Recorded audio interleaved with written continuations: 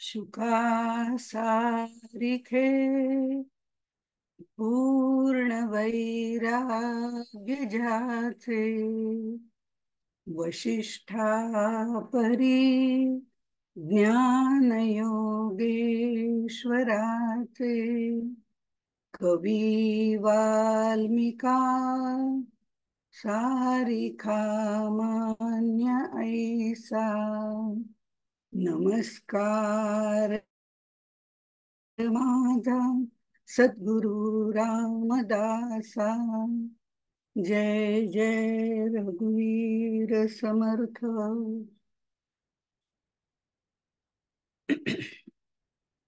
आज आपण बद्ध लक्षण बघणार आहोत. आतापर्यंत जर आपण बघितलं, हा जो दशक आहे मंत्राचा दशक असा म्हणून त्याचं नाव आहे, आणि ते काय वगैरे आपण सगळं पाहिलं. आणि त्यानंतर सद्गुरूंचा निश्चय आधी करायला हवा. जर या मार्गावर जायचं असेल तर पहिलं साधन चतुष्टय पूर्ण केल्यानंतर, म्हणजे ते एकीकडे पूर्ण करता करता आपण 4 पावलं चाललो तर सद्गुरू 10 पावलं पुढे येतात आणि आपल्यासाठी मदत करतात. आणि मग ते सद्गुरूंचा निश्चय आपण करायचा असतो, तोही त्यांनी सांगितला. नंतर ते गुरु कसा शोधायचा, कारण गुरु आपल्याला आपल्या वेवलाईन जुळल्या पाहिजेत. ह्यांनी त्यांनी म्हटलं म्हणून आपण सद्गुरू करायचं आहे काही योग्य नाही. आपल्याला त्यांच्याबद्दल एक प्रकारची आत्मीयता, आकर्षण म्हणजे बौद्धिक दृष्ट्या किंवा एखादी मतांच्या दृष्टिकोनातनं, सांगण्या बोलण्याच्या दृष्टिकोनातनं हे सगळं आपलं जमलं पाहिजे. आणि आपल्याला उत्कट इच्छा झाल्याशिवाय सद्गुरू करू नये. ती उत्कट इच्छा त्या व्यक्तीबद्दल परिपूर्ण रीतीने झाली पाहिजे. त्याचं कारण असं आहे की सद्गुरू बदलता येत नाही. खरं म्हणजे मी केलं त्यांना सद्गुरू, पण ते ना तसं काही जमत नाही आमचं त्यांचं. आता मी बदलते असं करून चालत नाही. म्हणून सद्गुरू निवडून पारखून शोधून आपली त्याची मतं जुळतायत की नाही हे बघून, आपली त्याची मतं म्हणजे त्याची मतं आपल्याला जुळतायत की नाही. आपली त्याला जुळणं फार कठीण आहे, पण त्याची आपल्या बरोबर जमतायत की नाही हेही विचार करावा लागतो. मग त्या गुरूंची लक्षणं खरं काय असायला हवीत, म्हणजे इथे सद्गुरू सांगितलेले असल्यामुळे आणि ते बदलता येत नसल्यामुळे क्लासेस आपण बदलू शकतो. इथला नाही आवडला इकडचा केला, वेळ जमत नाही तिकडचा केला, हे करू शकतो. म्हणून ती सद्गुरूंची लक्षणं ती काय आहेत हे बघायला लागतं. आणि ते झाल्यानंतर आपल्यातही काय लक्षणं असायला पाहिजेत आपण शिष्यत्व पत्करल्यानंतर. कारण त्यांच्यात लक्षणं खूप आहेत, आपल्यात नसतील तर तेही काही उपयोगाचं नाही. त्यामुळे आपल्यात काय लक्षणं आहेत हेही आपण बघितलं. मग ते आपल्याला उपदेश करतात, कसा करतात वगैरे याबद्दलची माहिती दिली. आणि मग आपल्याला नेमकं काय मिळवायचंय तर आत्मज्ञान मिळवायचंय. आत्मज्ञान मिळवायचं असलं तरी आत्मज्ञान म्हणजे काय हे कळण्यासाठी पहिल्यांदा त्यांनी वेगवेगळ्या प्रकारच्या ज्ञानांचं वर्णन केलंय, ज्याला आत्मज्ञान म्हणत नाहीत किंवा ब्रह्मज्ञान म्हणत नाहीत, आत्मविद्या म्हणत नाहीत. तर जे ज्ञान फक्त आपला प्रपंच चालवण्यापुरतं पोटभरी विद्या देतं त्याला बहुधा ज्ञान, वेगवेगळ्या प्रकारचं ज्ञान असं म्हटलेलं आहे. आणि मग आत्मज्ञान म्हणजे काय ते आपल्याला सांगितलं. जे अत्यंत पवित्र आहे, शाश्वत आहे, ते सद्गुरूच फक्त देऊ शकतात असं सगळं सांगून झाल्यानंतर आता ते सांगतायत की शिष्य पाहिजे, बरोबर. शिष्य पाहिजे जातीचा वगैरे, म्हणजे जातीचा म्हणजे त्या त्या तोडीचा पाहिजे वगैरे, या पद्धतीने त्यांनी काही वर्णन केलंय शिष्याचं. पण तरी सुद्धा काय असतं, मनुष्य म्हटल्यानंतर ज्ञान आणि अज्ञान हे 2 प्रकार त्याच्यामध्ये येतातच.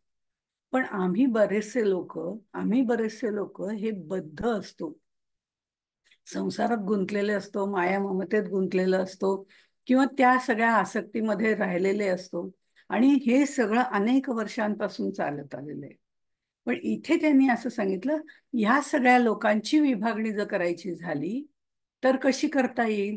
बद्ध, मुमुक्षु, साधक आणि सिद्ध अशा 4 प्रकारे या लोकांची विभागणी करता येईल. असं म्हणजे त्याची हीच विभागणी आहे असं त्यांनी म्हटलं. यावेळी चौथ्यानंतर 5वी कुठली करता येणार नाही विभागणी. बद्ध, मुमुक्षु, साधक, सिद्ध हेच आहे, हाच विचार आहे. पण म्हणून बद्ध म्हणजे असं, सिद्ध म्हणजे त्याने सगळ्याची लक्षणं आपल्याला सांगितलेत. कोणाला बद्ध म्हणायचं, कोणाला मुमुक्षु म्हणायचं, कोणाला साधक म्हणायचं, हे सगळं सांगितलेलं आहे पुढच्या 4 याच्यामध्ये. पण हे सांगताना तेही कॉम्बिनेशन आपल्यामध्ये असतं. आपण बद्धही असतो, काही वेळेला मुमुक्षू होतो. मुमुक्षू झाल्यानंतर हे जे टप्पे आहेत त्या टप्प्यांमध्ये सुद्धा आणखीन फरक आहे. हे 4 महत्वाचे टप्पे आहेत. म्हणजे त्यांनी बेलसरांनी सांगतानाच म्हटलेलं आहे प्रस्तावनेमध्ये की पहिल्या एक रेघ काढली, साधी रेघ, रेषा काढली, तर ती बिंदू बिंदूंनी मिळूनच रेषा तयार झालेली असते, हे आपल्याला शास्त्र सांगतं. मग पहिल्या बिंदूपासून शेवटच्या बिंदूपर्यंत आपण जी रेषा काढू त्या रेषेमध्ये जर आपण विचार केला तर बद्ध हा पहिला बिंदू आहे आणि सिद्ध हा शेवटचा बिंदू आहे. आणि त्याच्यामध्ये 2 आणखीन बिंदू आहेत. हा प्रवास करताना येणारे ते मुमुक्षु आणि साधक आहे. आपल्याला बद्धापासून सिद्धापर्यंत जायचंय. हा प्रवास इथे दासबोधामध्ये सांगितलेला आहे, तो आपण बघायचा आहे. त्यामुळे त्याप्रमाणे जर विचार केला तर बद्ध, मुमुक्षु, साधक, सिद्ध असे 4 बिंदू या रेषेवरती काढलेले आहेत आणि त्यांची लक्षणं आपल्याला इथे सांगितलेली आहेत. बरं, बद्ध म्हटलं तरी असं नाही ह्या इथनं टाकला की लगेच तिकडे मुमुक्षु झाला. त्याला काहीतरी मार्गक्रमण पण आहे ना. त्यामुळे पहिला बिंदू, दुसरा बिंदू, तिसरा बिंदू आणि चौथा बिंदू या 4 बिंदूंच्या मध्ये जी वाटचाल करायची त्याच्यामध्येही टप्पे आहेत. मग ते टप्पे कोणते? तर बद्ध म्हटलं की त्याच्यामध्ये पुन्हा 3 टप्पे येतात. मंदबद्ध, मध्यम बंध आणि तीव्र बद्ध. मुमुक्ष मग तो तीव्र बद्ध जो आहे म्हणजे याचा अर्थ त्याची तीव्र बद्धता गेल्यानंतर तो मुमुक्षू होऊ शकतो. मुळात तो जो असतो तो बद्धच असतो. तो खरा म्हणजे तीव्र बद्ध असतो. त्याला म्हणजे आपल्या दृष्टिकोनातून व्यावहारिक भाषेतनं म्हटलं तर तो खूपच बद्ध असतो. तो बद्ध जो असतो कुठेतरी काहीतरी त्याच्यावरती संस्कार होतात, पूर्वजन्मीचे विचार असतात, ह्या सगळ्याचा हे होऊन त्याच्यातनं ते बद्धत्व जे आहे, तीव्र बद्धत्व त्याचं जे आहे ते हळूहळू कमी व्हायला लागतं आणि तो मध्यमामध्ये येतो. म्हणजे मग हळूहळू बद्धताची थोडी प्रगती व्हायला लागते आणि मग म्हणजे या मार्गक्रमणेमध्ये म्हणते हा मी थोडी प्रगती होते. ती झाल्यानंतर तो जे पुढे येतो त्यावेळेला तो मंदबद्ध होतो. मंदबद्ध होतो म्हणजे कसा? म्हणजे खरं म्हणजे आपण म्हणताना मंद, मध्यम, तीव्र असंच वर्णन करतो, पण बद्धाच्या बाबतीमध्ये व्यावहारिक भाषेत बोलायचं झालं तर पहिल्यांदा तो तीव्र असतो, मग तो मध्यम होतो आणि मग तो मंद होतो. म्हणजे त्याचं बद्धत्व हळूहळू कमी कमी व्हायला लागतो आणि एक असा अंतिम टप्पा येतो की तो मुमुक्षू मध्ये प्रवेश करतो. मुमुक्षू मध्ये पण हेच 3 टप्पे आहेत, मंद, मध्यम, तीव्र. साधक मध्ये पण हेच 3 टप्पे आहेत, मंद, मध्यम, तीव्र. आणि सिद्धामध्येही तेच आहेत. पण तरी सुद्धा जेव्हा त्याचं सिद्धत्व तीव्रतेने जागृत होतं त्यावेळेला त्याला सिद्ध असं म्हटलं जातं. असा हा बद्ध ते सिद्ध असा प्रवास या 4 या 4 समासांमध्ये बद्ध, मुमुक्षु, साधक, सिद्ध याच्यामध्ये सांगितलेला आहे. आणि हा सांगताना त्यांनी पहिल्यांदा बद्धाचं लक्षण घेतलेलं आहे. बद्ध म्हटल्यानंतर आमच्यासारखे जे अज्ञानी आहेत त्यांना समर्थांनी बद्ध म्हटलेलं आहे. आमच्यासारखे अज्ञानी म्हणजे परमार्थाच्या भाषेमध्ये ज्ञानी आणि अज्ञानी हे 2 गट पाहता. ज्यांची देहबुद्धी प्रबळ आहे, ज्यांची कामना, वासना, आसक्ती या सगळ्याच ज्यांच्यामध्ये प्राबल्य आहे, अशाला बद्ध जीव असं म्हटलं जातं, अज्ञानी जीव असं म्हटलं जातं. त्याला लिहिता वाचता येत आहे का म्हणजे तो अज्ञानी असं वगैरे असं नाहीये. ते ज्ञानी आणि अज्ञानी हे पारमार्थिक दृष्टिकोनातनं जर विचार केला तर या सगळ्यामध्ये गुंतलेला एक प्रापंचिक जर आपण म्हटलं की तो देवधर्म वगैरे करतो पण त्याला फारसा काही अर्थ नसतो, तो पूर्णपणे संसारात बुडालेला आहे, त्याला बद्ध म्हणजे बांधलेला असं म्हटलेलं आहे. आणि हे त्याचं प्राबल्य इथे या समासामध्ये आपल्याला दाखवलेलं आहे. आणि ते दाखवताना त्यांनी असं म्हटलेलं आहे, आपण शुद्ध ज्ञान काय आहे ते पाहिलंय. शुद्ध म्हणजे हे आधीच्या समासाला धरून पुढचे हे 4 लिहिलेले हेही आपल्याला लक्षात घ्यायला पाहिजे. इथे त्यांनी म्हटलेलं आहे की शुद्ध ज्ञान मिळवणं तितकंसं सोपं नाही, पण त्याच्यासाठी बद्ध सुद्धा सिद्धापर्यंत जाऊ शकतो आणि ते ज्ञान मिळवू शकतो हे निश्चित आहे. पूर्ण अहंकार जो आहे तो आपला नष्ट झाल्याशिवाय, कारण आपण मी, माझे, मला याशिवाय एकही वाक्यच बोलू शकत नाही हे आपण याआधी पाहिलेलं आहे. आणि ते वाक्य बोलायचं एकदा आपण ठरवलं किंवा आपण मी माझे मला सोडून बोला असं म्हटल्यानंतर आपण काहीच बोलू शकत नाही. ती आपली मौनावस्था हळूहळू यायला लागते. कारण मी माझे बद्दल काही बोलायचंच नाहीये, तू तुझे बद्दल बोलायचंय. आणि लोकांना नेहमी आपण मी माझेच ऐकवत असतो. माझं असं आहे, माझं तसं आहे, माझं अमुक आहे, हा बद्ध आहे. पण दुसऱ्याचं ऐकून घ्यायला आमची तयारीच नसते. भले तो बद्ध असेल, माझ्यासारखाच बद्ध असेल, पण तो त्याचं सांगतोय ना, त्याचं ऐकून घ्या ना. त्याला काहीतरी प्रतिक्रिया द्या. अर्थात प्रतिक्रिया देताना पण सावधपणे दिली पाहिजे. कारण समर्थांचा भक्त हा सावध साक्षेपी आहे. त्यामुळे सावधपणे दिली पाहिजे. म्हणजे तो जे म्हणत असेल ते आपल्याला पटत नसेल तर नुसतंच मान डोलवा आणि गप्प बसा. तो जो बोलत असेल ते आपल्याला पटत असेल तर अरे वा, हो का, छान, म्हणून त्याला प्रोत्साहन द्या. आपल्याला पटत असेल म्हणजे शास्त्रानुसार पटत असेल तर. तो खोटं बोलतोय आणि मलाही पटतंय कारण मीही खोटं बोलणारीच आहे, तर त्याचा काही उपयोग नाही. इथे आपल्याला दोघही बद्ध जर मिळाले तर कोणाचाच म्हणजे कोणाचीच प्रगती होणार नाही. सारखा भेटे सारख्याशी, हे जरी मान्य असलं, कारण आपले विचार जुळले की आपली मैत्री जुळते. मग ही विचार जुळले की मैत्री जुळते, तेव्हा बद्ध आणि बद्धाचे विचार जमतातच. ते सारखाच आहेत ना, एकमेकांचे स्वभाव सारखेच आहेत. त्यामुळे ते भेटतात. आपल्याला ज्या वेळेला आपण परमार्थामध्ये पडतो त्यावेळेला निश्चितपणे असं होतं, आपल्याला त्याची आवड निर्माण होते. आवड निर्माण झाली की सवडही मिळते. आणि सवड निर्माण झाली की मित्रही तसेच मिळायला लागतात. मला खूप सिनेमा पाहायची, पिक्चर पाहायची अगदी आवड आहे. इतकी आवड आहे की काही विचारू नका. मी 24 तास बघतच असते. कोणता नवीन पिक्चर आला, त्यातला हिरो कोण आहे, हिरोईन कोण आहे, मग त्याची स्टोरी काय आहे, सगळं मी बघत बसते. मला त्यावेळेला मला तशीच मित्रमैत्रिणी भेटतात की ज्यांची हीच आवड आहे. आणि मग तेच बेत पुढे केले जातात. ह्याला जाऊ, त्या ह्याला जाऊ, फर्स्ट शोला जाऊ, अशा पद्धतीने. तसंच परमार्थामध्ये सुद्धा आहे.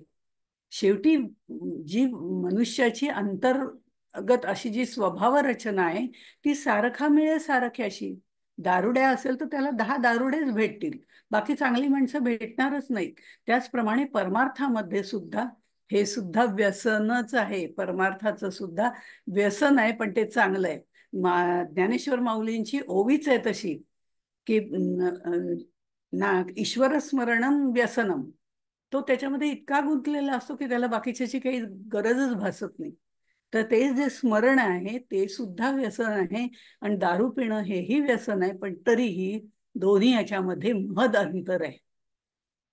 अशा तऱ्हेने आपल्याला परमार्थामध्ये गेल्यानंतर आपोआपच याच विचारांची माणसं भेटतात. मग नेमकंच कळतं कुठे प्रवचन आहे, कुठे काय आहे, अमके तिकडे आहेत का, हे इकडे आहे का, मग आपण ते ऐकायला जाऊ, सप्ताह कुठे आहे, नामस्मरण कुठे आहे.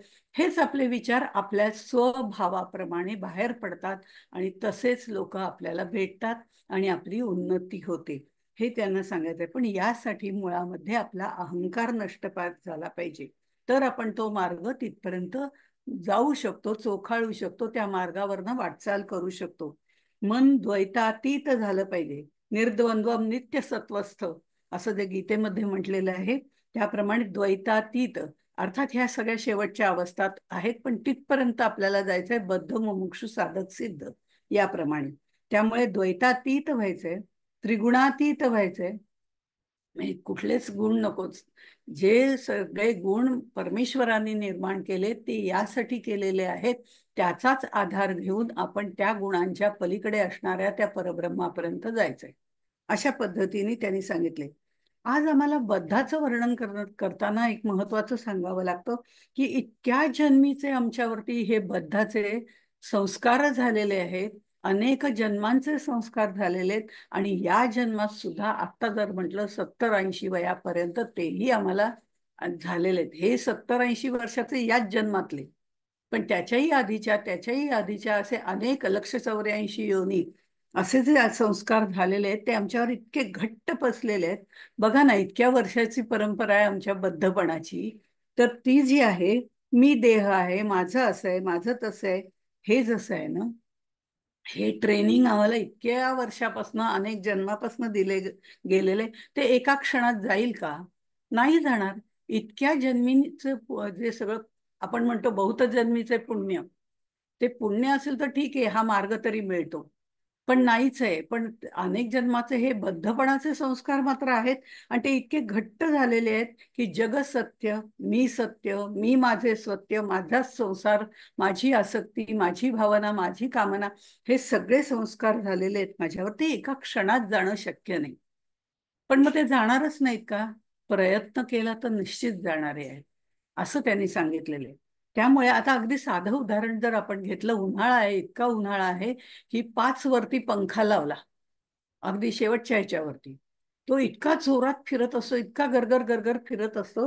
आणि ते झाल्यानंतर आपण तो बाहेर जायचे किंवा काही कारणाने या खोलीतून त्या खोलीत जायचे, आपण तो पंखा बंद केला. तो पंखा मी बटन केल्याबरोबर तत्क्षणी थांबला, असं होत नाही. मी तो पंखा बंद केल्यानंतर तो 5-6 तरी फेरे घेतो आणि मगच बंद होतो. अनेक वेळ जे 5 वर चाललेलं आहे ते त्याचे संस्कार त्याला सोडून जात नाहीत. ते बटन बंद केलं, तिथला मार्ग बंद केला, हव्यासाचा मार्ग, वासनेचा मार्ग जरी बंद केला तरी सुद्धा तो पंखा एक 4-5 चक्रा तरी मारतो आणि मग हळूहळू थांबतो. बद्धाचंही तसंच आहे. हे अनेक जन्मीचे संस्कार आहेत. त्यामुळे पुढे जाण्यासाठी सुद्धा अनेक जन्माची पुण्याई घ्यावी लागते, तर मग पुढे जाता येतं. त्यामुळे ह्या पद्धतीने अनेक जन्म फिरल्यानंतर शुद्ध ज्ञान प्राप्त होतं. बद्धपणाचे संस्कार सोडून मुमुक्षु साधक सिद्ध या इथपर्यंत आल्यानंतर सुद्धा सिद्ध झाल्यानंतर सुद्धा लगेच आत्मज्ञान होतं असं नाही. कारण ते संस्कार पूर्णपणे मनामध्ये रुजावे लागतात, पंख्यासारखे. मग ते पूर्ण नाहीसे झाल्यानंतर मग ह्या सगळ्या गोष्टी आहेत. अज्ञान आम्हाला सांगत असते की मी खरा आहे, मी संध्या कोलटकर, मी अमुक अमुक, मी इथे राहते, मी तिथे राहते, मी असं करते, मी तसं करते, हे जे सगळं आहे ना, हे खरं आहे असं मला वाटतं. पण हे अज्ञान मला सांगत असतं की हे नाही नाही, तूच खरी आहेस आणि तुझंच सगळं बरोबर आहे. दुसऱ्यांचं बरोबर हे ऍक्सेप्ट आधी आम्ही करतच नाही, त्याच्यावर विचारही आम्ही करत नाही. माझंच खरं हे मला माहिती असतं, त्यामुळे मी नेहमी त्याच्यामध्ये डुंबलेली असते. पण ज्ञान मला काय सांगतं की तू ज्याला खरं म्हणतेस ना, तो खरा नाहीच आहे बरं. तो खोटा मी आहे, तो बाहेरचा मी आहे, तो अहंकारयुक्त मी आहे. पण तो आत बसलेला आहे ना, तो तुला दिसत नाहीये. तू जेव्हा अंतर्मुख दृष्टी करशील तेव्हा तुला तो दिसेल आणि तो खरा तुझा मी आहे. आणि त्या मीला जाणायचंय, हे खरं शुद्ध ज्ञान आहे. पहावे आपणासी आपण या नाव ज्ञान, असं समर्थांनी सोपी व्याख्या केली. मीच मला पाहायचंय असं त्यांनी सांगितलेलं आहे. त्यामुळे मीच मला का पाहायचंय म्हणजे आत्मपरीक्षण करायचंय. आणि दुसऱ्या कोणाचं नाही, आत्मपरीक्षण म्हटलेलं आहे. आपलंच आपण परीक्षण करायचंय, आपल्यातलेच अवगुण आपण काढून टाकायचे, आपल्यामध्ये किती सद्गुण घेता येतील त्याचा विचार करायचा आहे. ह्या ज्या सगळ्या गोष्टी आहेत ना, ते म्हणजे खरा मी आहे, त्याची साधना आहे. आणि ती सिद्धापर्यंत गेल्यानंतर आपल्याला हळूहळू कळायला लागते. सिद्धत्वापर्यंत गेल्यावर हळूहळू कळायला लागते असं मी का म्हणते? त्याचं कारण हे फक्त चार, म्हणजे हा जो प्रवास आहे तो आत्मप्रचितीचा प्रवास आहे. त्यामुळे तिथपर्यंत गेल्यावर आपल्याला फक्त त्याची जाणीव होते. आणि मग ती जाणीव झाल्यावर फक्त एकतू विठ्ठला ही तीव्र सिद्धत्वाची जी पातळी आहे, तिथपर्यंत गेल्यानंतर तुर्य अवस्था आणि त्याच्या पुढे उन्मनी अवस्था आहे. अशा पद्धतीने हा प्रवास आहे. इथे अज्ञानाचं मुख्य चिन्ह मी देहबुद्धीने घट्ट बांधलेलं आहे. अहंकार आहे, मी पण आहे, देहबुद्धी प्रमाणेच वागण्याची हौस आहे. आणि मग ह्या सगळा म्हणजे बद्ध आहे असं त्यांनी म्हटलंय. आणि मग सिद्ध खरं म्हणजे एका शब्दाचा ब ध सी ध ब सी, दोनच अक्षरांचा फरक आहे. पण तरी सुद्धा त्याच्यामध्ये खूप मोठा फरक आहे. कारण जेव्हा आपण सिद्धत्वापर्यंत पोहोचतो तेव्हा नवल उदयला चंडांशू. आत्तापर्यंत या बद्धमध्ये मी कायम दृश्य सत्य मानत आलेली आहे. आणि हे बाहेर सूर्य उगवल्यानंतर अंधारात एखाद वेळ मला एखादी वस्तू दिसत नाही किंवा काही होत नाही, दिवा लावला की हल्ली सगळं दिसतं. पण तरी सूर्याच्या प्रकाशामध्ये बाहेरच्या सर्व गोष्टी मला स्पष्ट दिसायला लागतात आणि त्या सगळ्या दृश्य विश्वामध्ये मी गुंतून जाते. हेही बद्धपणाचंच लक्षण आहे. हा ज्ञानरूपी जेव्हा सूर्य उगवतो, नवल उदयला चंडांश असं माऊलींनी त्याचं वर्णन केलेलं आहे. तर तो ज्ञानरूपी जेव्हा सूर्य उगवतो त्यावेळेला हे दृश्य विश्व मावळून जातो. असा हा वेगळा सूर्य आहे. हा सद्गुरू आपल्याला दाखवत असतो. आणि त्या प्रकाशामध्ये जेव्हा आपण जातो तेव्हा चराचरामध्ये तेच तत्व भरलेलं आहे. ही जाणीव निर्माण होऊन आपण समाधी अवस्थेपर्यंत जातो. तुरीय अवस्था, सविकल्प समाधी आणि उन्मनी अवस्था, निर्विकल्प समाधी, तिथपर्यंत पोचायचंय. पण आत्ता आपण बद्ध याच्यावरती आहोत हे लक्षात ठेवायचंय आणि त्याप्रमाणे विचार करून पुढे जायचंय. हे जे 4 प्रकार आपल्याला जे म्हटलेले आहेत, मुळात ज्ञानी आणि अज्ञानी, पण त्याचे हे 2 भाग आहेत. आणि मग बाकीची माणसं कुठल्या पद्धतीमध्ये आहेत, तर ती बद्ध, मुमुक्षु, साधक, सिद्ध, असे 4 आहेत.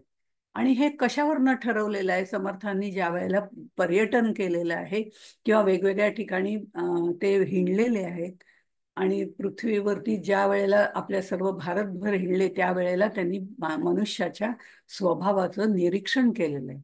आणि ते निरीक्षण करून त्यांनी असं म्हटलेलं आहे की हे 4 प्रकारचे आहेत. ते त्यांच्या मानसिकतेवरून, त्यांच्या स्थितीवरून आणि त्यांच्या वृत्तीवरून हे सगळे प्रकार ठरवलेले आहेत. असं म्हणताना बद्ध लक्षणामध्ये त्यांनी असं म्हटलेलं आहे पहिल्यांदाच, नुसत्या ओव्या वाचल्या तरी बद्ध लक्षण आपल्याला कळतं, म्हणजे बद्ध लक्षणं कळतात. पण त्यातली आपल्यामध्ये कोणती आहेत याचा विचार करणं जास्त महत्वाचं आहे. आणि आपल्यामध्ये कोणती आहेत ही सांगायलाही जाण्याची गरज नाहीये, कारण ते आपण सांगतही नाही कोणती कोणती लक्षणं माझ्यात आहेत. पण ती सांगण्याच्या ऐवजी ती सुधारण्याचा प्रयत्न करणं हे महत्वाचं आहे. आणि ते आपलं आपणच करायचंय, दुसरं कोणी करणार नसतं. आपण दुसऱ्याला कधीही बदलू शकत नाही. आपण आपल्याला बदलू शकतो, हे मात्र कायम लक्षात ठेवायचंय. आणि आपल्यातच बदल करायचे, तरच आपण हा प्रवास करू शकतो. इथे पहिल्या 3 ओव्यांमध्ये त्यांनी असं म्हटलेलं आहे, सृष्टी जे का चराचर, जीव दाटले अपार, परी ते अवघे चत्वार, बोलिजेत श्रीराम. ऐकतयाचे लक्षण चत्वार ते कोण कोण, बद्ध मुमुक्षु साधक जाण, चौथा सिद्ध श्रीराम. या चौघा विरहित काही, सचराचरी पाचवा नाही. आता असो हे सर्वही, विशद करू श्रीराम. या व्यतिरिक्त पाचवा नाही, हे स्पष्टपणे सांगितलेलं आहे. कुठेही संभ्रम समर्थांनी दासबोधामध्ये ठेवलेला नाही, कारण दासबोध हा पाया आहे. पाया आहे मी अशा दृष्टीने म्हणते, अत्यंत सोप्या भाषेत सांगितलेला आहे. पण नीट समजून उमजून वाचला तर त्यामध्ये आपल्याला कुठेही संभ्रम निर्माण होत नाही. समर्थाने प्रत्येक वेळे हे असं करावं असं सांगितलं तरी ते तसं करू नये हेही त्याच्या जोडीला सांगितलेलं आहे. तशाच पद्धतीने समासांची रचना आहे. त्यामुळे इथे बद्ध आधी सांगितलेलं आहे आणि त्यामध्ये आपण कसं आहे तेही बघितले. हे 4 बिंदू कोणते आहेत याचाही आपण विचार केला. आता ह्याच्यात जर आपण बघितलं तर जगात आत्मज्ञानी असतात, मुक्त असतात, पण आपल्याला आत्मज्ञान झालेलं नसतं. जगात आत्मज्ञानी असतात, ते जीवनमुक्त, विदेही मुक्त वगैरे वगैरे प्रकारचे लोक आहेत, पण आम्हाला आत्मज्ञान झालेलं नाही, त्यामुळे आम्ही बद्ध आहोत.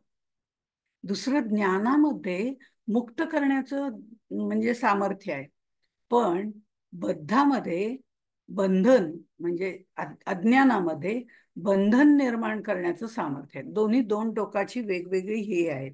त्यामुळे त्यांनी असं म्हटलं की जसं परमार्थामध्ये हे 4 टप्पे आहेत, बद्ध, मुमुक्षु, साधक, सिद्ध, तसं बद्ध म्हणजे अज्ञानी, बद्ध म्हणजे अज्ञानी, मुमुक्षु म्हणजे थोडस कुठेतरी आपल्याला त्याच्यापर्यंत जाण्याची इच्छा होणं इथपर्यंतच आहे. इच्छा होऊन त्यामध्ये थोडंफार आपण करायला सुरुवात करायची आहे बऱ्यापैकी. पण ते झाल्यानंतर आपली दोन्हीकडे अवस्था आहे, आपला प्रपंचही हवा असतो आणि परमार्थही हवा असतो. असे 2 दगडांवर तिथे आपले मुमुक्षुत्वामध्ये पाय असतात. मग पुढे मात्र हे सगळं हळूहळू कमी होतं आणि आपल्याला कळायला लागतं हे सगळं नश्वर आहे. आणि हे जेव्हा कळायला लागतं तेव्हा साधक अवस्था आपल्याला निर्माण होते. ही साधक अवस्था खूप पुढे आहे.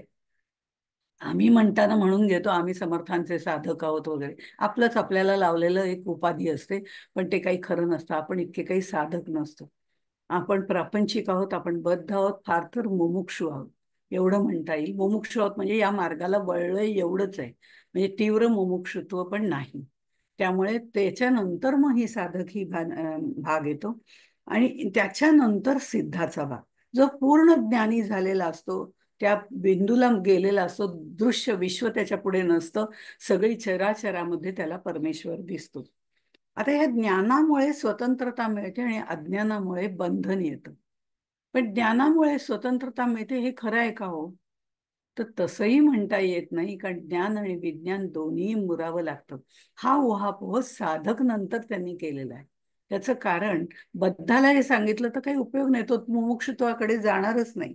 त्यामुळे अज्ञानामुळे बंधन येतं, परतंत्रता येते, आणि बंधन आपल्याला कधीही नको असतं. त्यामुळे आपण यातनं बाहेर पडायचं एवढीच भावना इथे समर्थांनी व्यक्त केली, कारण टप्प्याटप्प्याने ते नेतात. आणि मग एकदा आपण आता याच्यातनं सुटणार आहोत हे म्हटल्यानंतर आपल्याला त्याच्यामध्ये उत्साह वाटतो करायला, आणि आपण त्या मार्गाला वळतो. मग ह्या सगळ्या ह्याच्यामध्ये अज्ञान म्हणजे देहभावना ज्याला म्हटले, जी आपण घट्ट उराशी बांधून ठेवलेली आहे, त्यामुळे मी आणि तू या द्वैतामध्ये आम्ही बंधनात अडकून पडतो. माझा प्रपंच आहे, मला वेळेवर घरी गेलं पाहिजे, मला अमकं केलं पाहिजे, हे सगळं बंधन आपणच आपलं घातलेलं असतं. स्वैराचार वेगळा आणि स्वातंत्र्य वेगळं हं. मग मला हे कुठलं बंधन नकोय, मी केव्हाही कुठेही जाईन, काहीही करीन, हा स्वैराचार झाला. पण शास्त्र नियमाप्रमाणे सर्व गोष्टी पाळून ज्या वेळेला आपण त्याचा विचार करतो आणि या बद्धत्वामधनं किंवा बंधनातनं, बांधिलकीमधनं बाहेर पडतो, त्यावेळेला व्यावहारिक दृष्टीतून आवश्यक असणारी बंधनं ठेवून आपण स्वातंत्र्य उपभोगू शकतो. म्हणून स्वातंत्र्य आणि स्वैराचार याच्यामध्ये फरक आहे. त्यामुळे इथे समर्थाने त्याला असं म्हटलेलं आहे, आता बद्ध तो जाणीजे ऐसा, अंधारीचा अंध जैसा, चक्षुविण दाही दिशा, शून्याकार श्रीराम. चक्षुविण दाही दिशा शून्याकार आणि अंधारीचा अंध जैसा, हे दोन शब्द महत्वाचे आहेत. आता खरं म्हटलं तर अंध जो असतो, आपल्या शारीरिक दृष्ट्या जो अंध असतो, त्याला खरं उजेड काय आणि अंधार काय? त्याच्या पुढे कायम अंधारच असतो. उजेडही नाही आणि अंधारही नाही असं म्हणायचं नाही, पण अंधारच असतो, त्याला जर समोरचं काही दिसत नाही. हे व्यावहारिक शारीरिक दृष्ट्या म्हणते मी. पण इथे त्यांनी म्हटलेलं आहे, अंधारीचा अंध जैसा. मग आता आणखीन अंधार अंधार असलेल्या ठिकाणी अंध, त्याला तर काहीच दिसणार नाही, मुळातच त्याला काही दिसत नाहीये. पण इथे जे त्यांनी म्हटलेलं आहे, ते डोळे असलेला सुद्धा अंधारीचा अंध. ज्याला डोळे आहेत, जो पाहू शकतोय, तो विचार करू शकतोय, जो बाह्य गोष्टींमध्ये जो रमतोय, त्या गोष्टीतून तो बाहेर पडू शकतोय, विचार करू शकतोय. कारण विचार आणि बुद्धी हे हे जे आहे, हे बुद्धीचं सामर्थ्य फक्त मनुष्याला जास्त दिलेलं आहे. अन्य प्राण्यांना जे दिलेलं आहे ते आहार निद्रा भय मैथुन एवढंच दिलेलं आहे, जरुरी पुरतं, स्वसंरक्षणार्थ एवढंच दिलेलं आहे. पण मनुष्याला मात्र देताना हे पूर्णपणे बुद्धीचं स्वातंत्र्य, विचार करण्यासारखं दिलेलं आहे. तो विचार करू शकतो. पण इथे हा अंधारीचा अंध, त्याला चक्षु आहेत, चर्मचक्षु आहेत, म्हणजेच डोळे आहेत, त्याला दृष्टी आहे, म्हणजे पाहण्याची शक्ती आहे. हे पाहत असताना हे सर्व त्या परब्रह्माचं विलास आहे, किंवा हे सर्व जे दिसतंय ते परब्रह्माचं नामरूप धारण केलेलं असं सगळं विश्व आहे, हे त्याच्या लक्षातच येत नाही. आणि हे त्याच्या लक्षात येत नाही, म्हणून अंधार काय आणि उजेड काय त्याच्या दृष्टीने बघितलं तर अंधारीचा अंध जैसा. म्हणजे समोर सगळीकडे उजेड पडलेला आहे, विश्व त्याला दिसतंय, त्या चराचरामध्ये परब्रह्म आहे हे पाहायचं सोडून तो मात्र त्यातली विविधताच पाहत बसलेला आहे. म्हणजे त्याला जरी चर्मदृष्टी असली, तरी उजेड असला तरी त्याचा उपयोग नाही, आणि तो जर अंधारात असेल तर त्याहून उपयोग नाही. त्यावेळेला त्याचं भलतंच काहीतरी चालू असतं. म्हणजे तिथेही तो या पद्धतीने त्यांनी म्हटलेलं आहे की अंधारीचा अंध जैसा. समर्थाने अंधारीचा अंध म्हणजे लौकिकदृष्ट्या डोळे असलेला आणि अंध असलेला अशा दोन्हीचं एकत्रीकरण करून अज्ञानरूप अंधार एवढा गडद ह्याच्या भोवती, बद्ध माणसाच्या भोवती पसरलेला आहे. देहबुद्धीची भावना एवढी घट्ट आहे की अंतर्बाह्य परमात्म तत्व असून सुद्धा ते त्याला दिसत नाही. असा जो आहे त्याला बद्ध म्हटलेलं आहे. आणि त्याला हेही कळत नाही की करता करविता तो आहे. त्याला वाटतं मीच करणार आहे, मीच तर केलं, मी नसते तर संसार कसा झाला असता. अशी वाक्य बऱ्याच वेळा आपल्याला ऐकायला मिळतात. मी आहे म्हणून, माहिती नाही इथे किती पुरुष आहेत आणि किती बायका आहेत, मी आहे म्हणून ह्यांना सांभाळून घेतलं, नाही तर कोणी यांच्याजवळ संसार केला, अशाही असतात. म्हणजे त्याप्रमाणे मी हा जो अहंकारयुक्त हे आहे त्याच्यामध्ये गुंतलेला, मी करता ही भावना असलेला. आणि खरं जर पाहिलं तर आपण ह्या मार्गामध्ये शिरतो तेव्हा लक्षात येतं मी करता नाहीच आहे, करता करविता भलताच आहे. आणि तो कोण आहे हे शोधायचंय. तो प्रवास म्हणजे बद्धते सिद्धचा प्रवास आहे. तो शोधायचा आहे फक्त. देव दर्शन ते देव शोधन, एवढंच फक्त याच्यामध्ये आहे. हा देव कोण आहे, तो खरा देव कोणता आहे, थोरला देव त्याला समर्थांनी म्हटलेलं, थोरला देव हा कोणता आहे हे शोधायचं आहे मला. आणि तो जो शोधायचा आहे, ते जे ज्ञान मिळवायचं आहे, त्याच्यासाठी ह्या सगळ्या पायऱ्या आहेत. बद्ध, मुमुक्षु, साधक आणि सिद्ध. ते मग त्यावेळेला मला कळायला लागतं की मी करता, मी ठरवलं. अगदी लाख मी ठरवलं की मला आता उद्या अमक्या अमक्या ठिकाणी जायचंय, मी ठरवलंय ना, म्हणजे व्हायलाच पाहिजे खरं ते. जर मी ठरवलंय, मी रिझर्वेशन केलंय, मी जाऊन सगळी तयारी केली, मला सगळं माहिती आहे तिथलं, तर मीच जाणार आहे. हे सगळं आल्यानंतर सुद्धा अशी एक वेळ येते, तत्क्षणी अशी एक वेळ येते की मी जाऊच शकत नाही. कुठेतरी आजारीच पडले, कुठेतरी काहीतरी कमी जास्त झालं नाही, अंथरुणावर जर पडले तर मला हालचालही करता येत नाही, तर मी जाऊच शकत नाही. मग करता करविता जर तू आहेस तर मग असं का घडलं याच्यावरही कारण तुझा कंट्रोल नाही. म्हणजे मी करता करविता आहे, मी श्रम करायचे, मी माझी सगळी 100% जी शक्ती आहे ती तिथे पणाला लावायची, हे सगळं मान्य आहे, चांगल्या दृष्टिकोनातलं लावायचे. पण मी करता आहे हे म्हणण्यात काही अर्थ नाही, कारण आयत्या वेळेला तो आपली शक्ती काढून घेणारा जो आहे तो तिसराच कोणीतरी आहे. मग माझ्या मनात असून जर ह्या गोष्टी घडत नाही, याचा अर्थ कोणीतरी हा वेगळा आहे, हे जेव्हा माझ्या लक्षात येतं तेव्हा मी म्हणते माझी इच्छा आहे, बघू काय होईल ते. माझी इच्छा आहे, पण बघू काय होईल ते. म्हणजे करता करविता दुसरा आहे. त्याच्या मनात असेल तर सगळं व्यवस्थित होईल, आणि त्याच्या मनात नसेल तर तो तुला घरातच ठेवेल, काहीही कारण काढेल. ही शक्ती त्याची आहे. ही जेव्हा ओळखण्याची शक्ती आपल्यामध्ये येते तेव्हा आपलं कुठेतरी अज्ञान, अंधत्व हळूहळू दूर व्हायला लागतं. बद्धातून आपली थोडी सुटका व्हायला लागते. पण बद्ध कसं आहे हे जाणून घ्यायचं असेल तर आपल्याला, आपण म्हणतो ना, झाडाचं पान सुद्धा त्याच्या इच्छेशिवाय हलू शकत नाही. हे जसं आहे, कोणतीही गोष्ट करायची असली तर तो आपला करता करविता आहे हे लक्षात घ्यायला पाहिजे. पण बद्ध असं म्हणतच नाही, मीच केलंय, मीच करणार आहे आणि माझ्याच हातून होणार आहे, याची त्याला पूर्ण खात्री असते. आणि हाच त्याचा बद्धपणा आहे. कारण आपलं शरीर कधी आपल्याला मोडता घालेल, कारण ते शरीर त्यांनी निर्माण केलेलं आहे, त्याच्या आत तो जाऊन बसलेला आहे. त्याला कळतं की किती अहंकार आहे, आता हिचा अहंकार उतरवलाच पाहिजे. त्यावेळेला तो बरोबर काय करायचं ते करवतो. आणि आपली हळूहळू अहंकारातनं मुक्तता बद्ध अवस्थेनंतरच व्हायला लागते. असे जेव्हा अनुभव यायला लागतात तेव्हा, म्हणजे हे काहीही तुझ्या हातात नाहीये, अशा पद्धतीने त्यांनी सांगितलंय. सर्व करता करविता तो आहे. हे संत आपल्याला सांगतात बरं का, वारंवार सांगतात की तुझ्या हातात काही नाही. पण ते स्पष्टपणे सांगतायत, जीवाश्रेष्ठ स्पष्ट सांगोनी गेले, परी जीव अज्ञान तैसेचे राहिले. तर जीव जो आहे तो तसाच अज्ञानामध्ये गुरफटून घेतलेला असतो.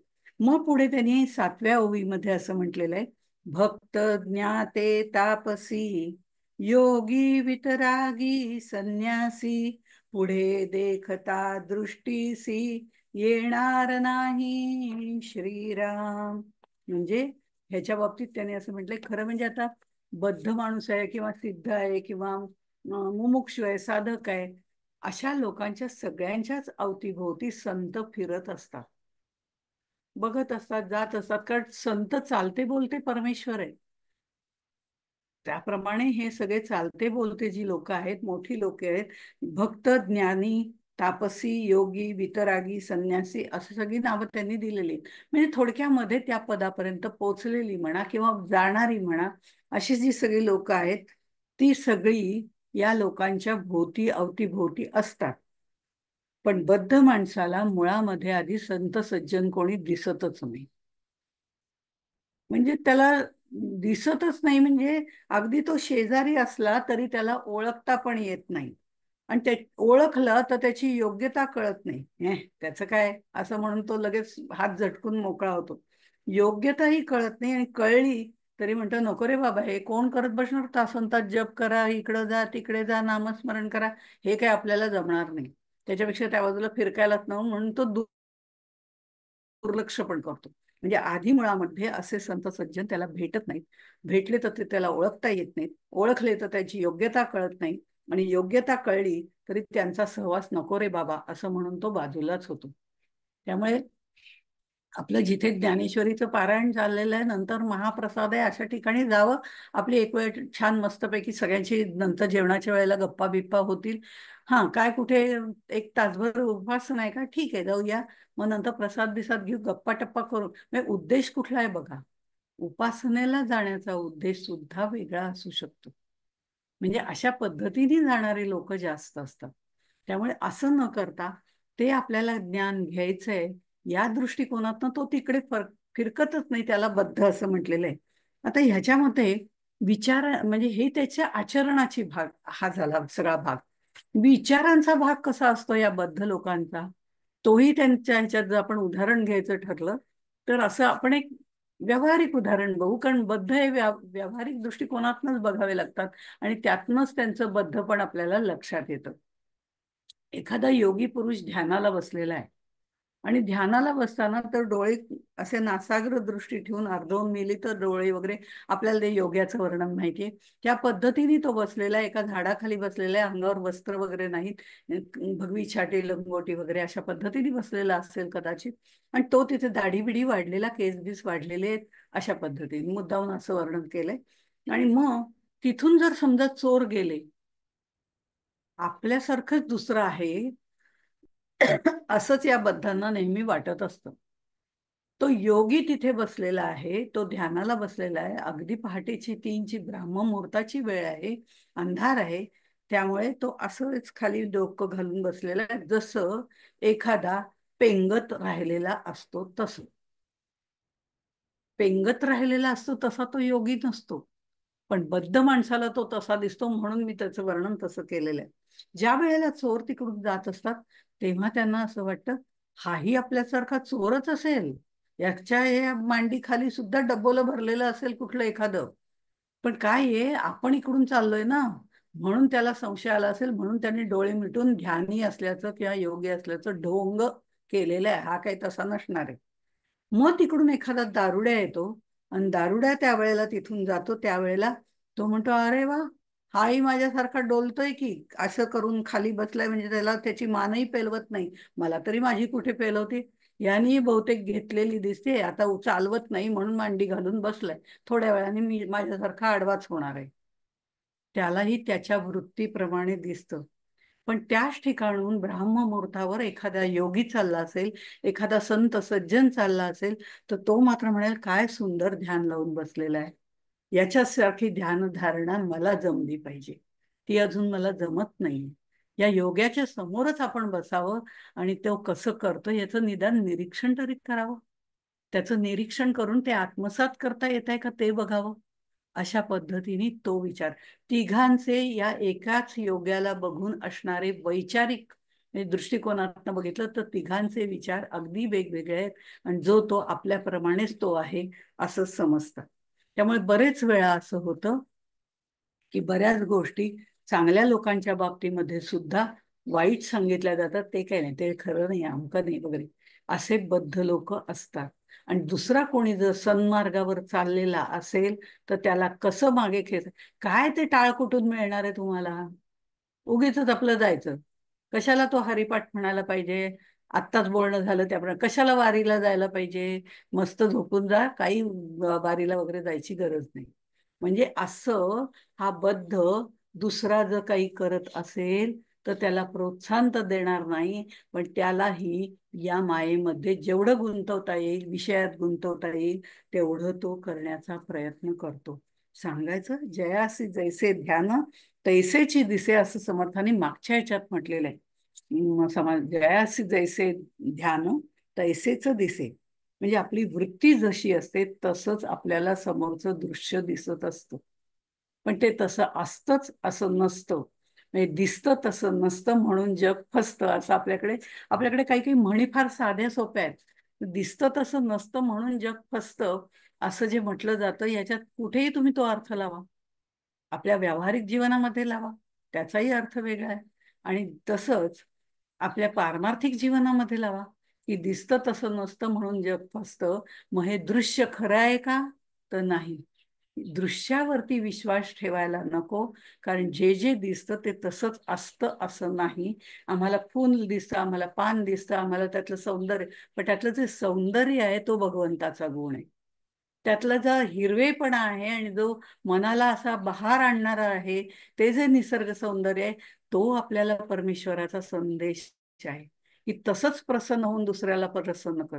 मीच जर मरगळलेली असेल, मीच जर पूर्णपणे दुःखी असेन, कष्टी असेन, किंवा माझ्या मनामध्येच तसे विचार असतील, तर मी दुसऱ्याला सुखी करू शकत नाही. म्हणून आधी पहिलं मानव व्हा आणि मग अध्यात्माकडे वळा. मानवता हा जो धर्म आहे तो आधी तुमच्यामध्ये घ्या आणि मग आध्यात्मिक व्हा. आधी मानव व्हा. अरे अरे मानवा, आधी कवा होशील माणूस. आधी माणूस हो आणि मग आध्यात्मिक हो. कारण मानव होणं ही सुद्धा वेगळी. आम्ही माणसं आहोत, मानव आहोत की नाही माहिती नाही. हे मानव होणं महत्वाचं आहे. हे दृश्य विश्वामध्ये आम्हाला जो महत्वाच्या गोष्टी दिसत आहेत, त्या गोष्टी बद्धाला दिसतात असं नाही. काय फुलं सुंदर आहेत, भराभर तोडून घेतली, तोडताना कुठलाही विचार केला नाही. पण काही वेळेला असं वाटतं ती फुलं त्या झाडावर किती छान दिसत आहेत, मी त्याला तोडून आणल्यानंतर ती एकच दिवस राहतील त्या झाडावरती, ती 8 दिवस सुद्धा राहतील, आणि ते किती सुंदर आहे हे बाकीचे लोक बघतील आणि त्यांचा उत्साह वाढेल, हे माझ्या मनातच येत नाही. म्हणजे प्रत्येक फूल तोडूच नये असं नाही, तोडलं नाही तर देवाला कसं भाणार.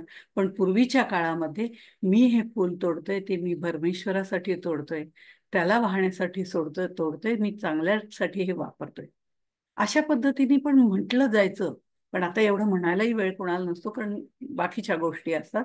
पण मनात तशी भावना ठेवून जर केलं, मला तू आवडल्यास, पण मला असं वाटतंय की तुला मी माळा किंवा डोक्यावर माझ्या ठेवून माझ्या मस्तकामध्ये चांगले विचार तुझ्यासारखे येऊ देत म्हणून मी ते माळतोय, असं म्हटलं तरी हरकत नाही. म्हणजे ह्या भावना ज्या आहेत त्या चांगल्या असणं हे महत्वाचे आहे. बद्धाचं तसं नसतं. तो पटकन तोडतो, काही विचार करत नाही, बघतो, वास घेतो, हुंकतो, जाता जाता म्हणतो, कुठेतरी चाललेला असताना तर म्हणतो, बापरे इतक्या वेळ आता हे हातात धरून ठेवायचं, टाकून देतो. मग कशाला तोडलं, तेव्हाच सौंदर्य लुटायचं होतं ना. हा जो फरक आहे ना, तो वैचारिक फरक असतो. आणि बद्ध कुठलाही विचार करत नाही. आता ह्या 7व्या ओळीपासून जर बघितलं, जवळजवळ 20व्या ओळीपर्यंत जर आपण बघितलं, तर त्या अज्ञानाचं वर्णन केलेलं आहे. म्हणजे तो काय करत नाही, धर्म नाही, कर्म नाही, परमार्थ नाही, भक्ती नाही, भूतदया नाही, धर्म अधर्म, धर्म काय आहे, धर्म काय आहे, अधर्म काय आहे, याचा विचार करत नाही, काहीच करत नाही. म्हणजे निश्चय करत नाही, विवेकाने कोणती गोष्ट करत नाही. आणि हे काहीही करताना तो काही विचारच करत नाही. विचारच करत नाही हे ज्या वेळेला म्हटलं जातं, त्यावेळेला तो अविचारी असतो, हेही आपल्या लक्षात येतं. म्हणजे अशा पद्धतीने हा बद्ध जो असतो त्याचं वर्णन, अज्ञानाचं वर्णन म्हणजे देहबुद्धीचं वर्णन, ते 7 ते 20 या ओव्यांमध्ये त्यांनी केलेलं आहे. न कळे परमार्थाची खूण, न कळे अध्यात्म निरूपण, न कळे आपणासी आपण, या नावबद्ध श्रीराम. न कळे आपणासी आपण, त्याला कळतच नाही. जे मगाशी आपण म्हटलं पहावे आपणाचे आपण, इथे समर्थ म्हणतात न कळे आपणासी आपण. अशा पद्धतीने त्यांनी वर्णन केलेलं आहे. मग हे सगळं वर्णन करताना मी माझे एवढं मात्र त्याला कळतं आणि तो कर्मबंधनामध्ये अडकत जातो. त्याला स्वार्थ समजतो. माझा संसार, माझं घर, माझं दार हे सगळं त्याला समजतं आणि तो त्याच्यामध्येच मग्न असतो. ते मात्र ज्ञान त्याला अगदी व्यवस्थित असतं. मग समर्थ इथे म्हणतात, नाही पोटी 11व्या ओळीमध्ये, नाही पोटी भूतदया, नाही सुचिष्मंत काया, नाही जनास निभवावया, वचन मृदू श्रीराम. भूतदया वगैरे हे तर प्रकार सोडूनच द्या. बद्ध जो असतो तो एवढ्या ह्याच्या, भूतदया म्हणजे काय, या आजूबाजूला असलेले प्राणी म्हणा, पक्षी म्हणा, किंवा झाडं म्हणा, वनस्पती म्हणा, यांच्याबद्दल त्याला काही विशेष वाटत नाही. आपल्या फायद्यापुरतं काय आहे तेवढं तो बघत असतो. स्वार्थ इतका भरलेला असतो की भूतदया त्याला जाणवतही नाही, माहितीही नाही. पण दुसऱ्याकडनं फायदा करून घ्यायचा, त्यावेळेला तो म्हणतो काहीतरी माया प्रेम आहे की नाही, असं करायला हवं होतं की नाही, असं वगैरे म्हणतो. का तर त्याला दुसऱ्याकडनं कशाची तरी अपेक्षा असते. आणि जेव्हा अपेक्षा असते तेव्हा अपेक्षाभंगाचं दुःखही आपल्याला मिळतं. त्यामुळं आपण असं म्हणतो की अपेक्षाच ठेवू नये, म्हणजे अपेक्षाभंगाचं दुःख येत नाही. आम्ही प्रत्येक गोष्टीमध्ये अपेक्षा ठेवत असतो, कारण आपला फायदा करून घेणं ही आमची बद्धाची वृत्ती असते. त्यामुळे स्वार्थ साधणं म्हणजे काय हे त्याला वेगळंच माहिती, म्हणजे बाकीचं माहिती आहे. आता म्हणतो, तो म्हणताना कसं म्हणतो, गोंदवलेकर महाराजांनीच सांगितलंय, स्वार्थ खरा साधारे, हे त्यांचं वाक्य आहे. ज्या वेळेला ते म्हणतात ना की नामाच्या संबंधी त्यांनी जे लिहिलेलं आहे, तर त्या ह्याच्यामध्ये त्यांनी म्हटलं स्वार्थ करा साधा रे. गोंदवलेकर महाराजांनी सांगितलंय स्वार्थ साधा. तो पुढचा विचार करतच नाही. समर्थांनी सांगितलंय प्रपंच करावा नेटका. पण पुढे नेटका, नेटका म्हणजे कसा, त्याचा विचार नाही करायचा, तो स्वार्थीपणानेच करायचंय, स्वार्थच साधायचंय. पण स्वार्थ त्यांनी जो साधायला सांगितलाय तो स्वहिताचा सांगितलेला आहे, आत्मबोधाचा स्वार्थ सांगितलाय. हे त्याच्या कानापर्यंत जात नाही. तेवढी पहिलंच चरण तो लक्षात ठेवतो, पुढचं तो वाचतच नाही, कारण ते त्याला समजतच नाही. स्वार्थ करा साधारे हे त्याला कळतं. ही एवढीच माहिती त्याच्यासाठी असते, मी दुसऱ्यासाठी काही करून स्वहित साधायचंय, देण्यामध्ये प्रेम आहे, त्यागात प्रेम आहे, दुसऱ्यासाठी करण्यात आनंद आहे, हे याचं त्याला काहीही कळत नाही. शुचिष्मंत काया, पुढे नाही शुचिष्मंत काया. आता ह्याच्यामध्ये काया म्हणजे फक्त बाहेरनं नाही, अंतर्मन आणि बाह्य या दोन्ही बद्दल त्यांनी सांगितलेले. समर्थांना वेडवाकडं राहिलेलं, गबाळ राहिलेलं, फाटकी वस्त्र घातलेत असं अजिबात आवडत नाही. त्यांनी आपल्या दासबोधामध्ये असंही सांगितलेलं आहे, अतिशय शुद्ध राहावं. कसं, बाह्य बाह्य कसं राहावं, तर आंघोळ वगैरे उठल्याबरोबर आंघोळ बिंघोळ करावी, मग फलाहार घ्यावा, त्यांची दिनचर्या वाचा, त्याच्यामध्ये आपल्या लक्षात येते. आणि मग त्यांना हे अजिबात स्वच्छ राहावं, माणसाने तोंड धुवावं, स्वच्छ राहावं, नखं कापावी, इथपासनं त्यांनी सगळं सांगितलेलं आहे. पण त्याच्यामुळे आयुर आरोग्य चांगलं राहतं. आणि हे सगळं आपण जेव्हा पवित्र असतो, आपण जर लोळतच पडलं तर आपल्या मनात चांगले विचार येणारच नाही. जाऊ दे, लोळतच राहू, बरं वाटतंय, छान वाटतंय. मग लोळत आणि आळसा, आणि आळसाबद्दल तर समर्थांना, दिवसा उठल्यानंतर दुपारी वामकुक्षी करेपर्यंत लोळत राहणं समर्थांना अजिबात मान्य नाही. ते म्हणजे तुम्ही लोळलात की आळस चिकटलाच समजा, आणि आळसाचा त्याग करावा, आळसे आळस त्यागावा, असं त्यांनी, आळसाचाच आळस करून टाका असं त्यांनी सांगितलेलं आहे. मग हे जेव्हा आपण शुचिरभूत राहतो, व्यवस्थित वस्त्र वगैरे नेसून आपण ठीकठाक व्यवस्थित राहतो, आपण पवित्र व्यवस्थित राहिल्यानंतर लोकांनाही आपल्याकडे बघून चांगलं वाटतं. कुठेतरी केस पिंजारलेले आहेत, कुठेतरी लोळतंय, काय तोंड धुतलेलं नाहीये, कालचे परवाचे शर्ट अजून अंगावर आहेत, साड्या त्यात नेसलेल्या आहेत, फाटक्या आहेत, त्यांना मान्य नाही. असं असेल तर विचारही चांगले होत नाहीत, कारण आळस आपल्याला ग्रासत असतो. म्हणून चांगले विचार येण्यासाठी व्यवस्थित राहावं. त्यांनी असं काही म्हटलेलं नाही की रोज नवीनच साडी नेसायला पाहिजे किंवा अगदी दिगभर साड्या पाहिजे.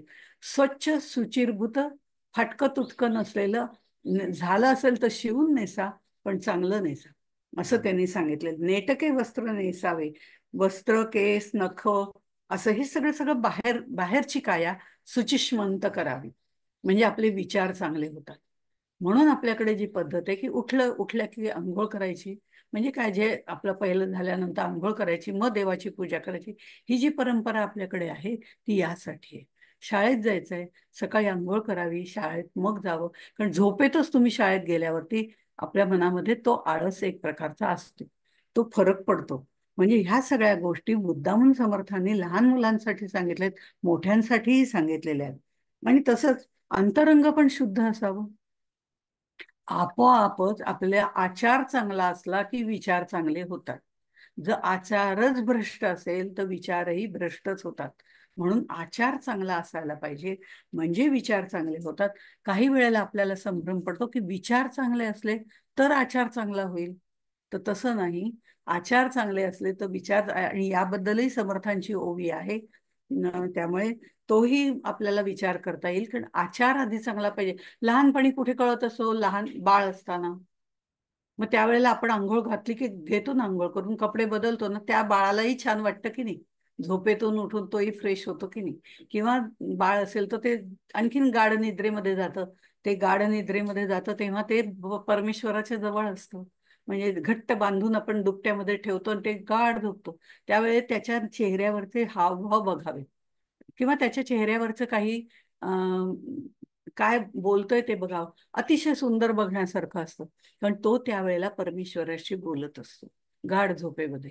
आपणही बोलतो, पण आपली निद्रा ही अज्ञानाची निद्रा आहे. त्याला सुषुप्ती असं म्हटलं जातं. तेव्हा सर्प का सुंदरी, शेजारी कोण झोपलं हे कळत नाही. खरं म्हणजे त्यावेळेला आपण सुषुप्ती या गाढ निद्रेमध्ये आपण भगवंताच्या अगदी जवळ गेलेलो असतो. पण तरीही आपण भगवंताला पाहू शकत नाही, कारण देहबुद्धीचं आवरण त्याच्यावर असतं. पण हीच भावना ज्या वेळेला योग्यांमध्ये येते तेव्हा ती सुषुप्ती अवस्था नसते, ती ज्ञानाची तुर्य अवस्था असते किंवा समाधी अवस्था असते. हा मुळातला फरक आहे. असो, पण सांगण्याचं तात्पर्य असं आहे की हे जे सगळं त्याच्यामध्ये म्हटलेलं आहे, अंतरंग आणि बाह्यरंग सुचिष्मंत असावं. आतून सुद्धा आपण मोकळं असावं. बऱ्याच वेळा असं होतं की आपण आतलं काहीतरी इतकं वाईट असतं आणि आपण खोटं काहीतरी बोलत जातो. खोटं बोलण्यासाठी 10 खोटी बोलावी लागतात, पण एकच सत्य सांगायचं सांगितलं तर कधी लक्षात ठेवावं लागत नाही. ज्या वेळेला आपण खरं बोलतो ते लक्षात ठेवावं लागत नाही, कारण ते सत्य असतं. पण खोटं बोललो तर मात्र लक्षात ठेवायला लागतं. त्यापेक्षा जे असेल ते चांगल्या शब्दात मृदू आणि मध्ये आपल्याला दुसऱ्याला सांगता येतं, त्याची क्षमा मागता येते की मी नाही येऊ शकले, असं असं झालं, सॉरी बरं का. पण हे सॉरी मनापासून असावं एवढंच. नाही जनास निववावया, लोकांचे अंतःकरण शांत करण्यासाठी सुद्धा माझ्याकडे काही नाहीये. त्याच्यासाठी आपल्याला मृदू वाणी असावी लागते. आपलं आचरण असं असावं लागतं की समोरच्या लोकांनी पाहिल्यानंतर त्यांनाही आनंद झाला पाहिजे, त्यांचं अंतःकरण शांत झालं पाहिजे.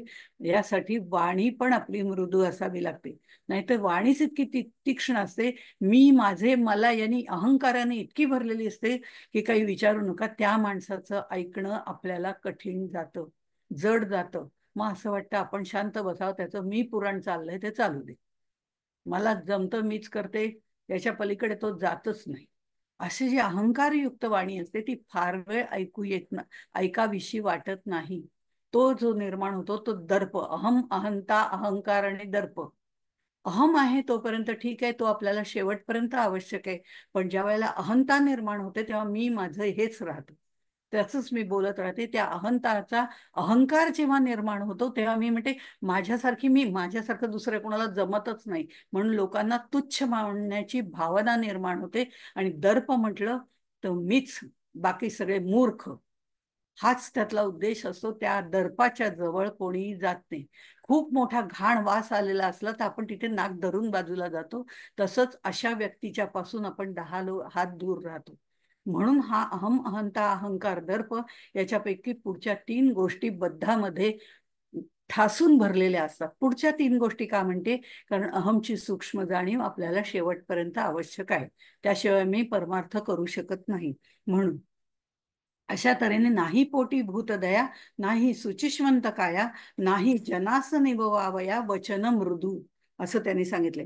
वेश असावा बावळा परी अंतरी असाव्या नाना कळा, असं संत सज्जन सांगतात.